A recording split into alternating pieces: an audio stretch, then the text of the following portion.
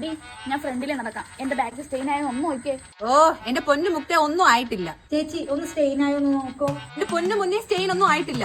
ഇവരൊക്കെ എന്തിനാ എന്റെ അടുത്ത് എപ്പോഴും സ്റ്റെയിൻ ആയോ എന്ന് ചോദിക്കുന്നത്? ഇവർക്കൊക്കെ ഈ കാർമസിയുടെ എയർഫിൽ നൈറ്റ് പാഡ് യൂസ് ചെയ്താൽ പോരെ? എല്ലാ പാഡും ഒരുപോലെ തന്നെയല്ലേ? അതിന് നീ പറഞ്ഞ പാഡിനകത്ത് പ്രത്യേകത തോന്നുന്നു. ആ പ്രത്യേകത ഉണ്ട്. അതെന്തോന്ന്?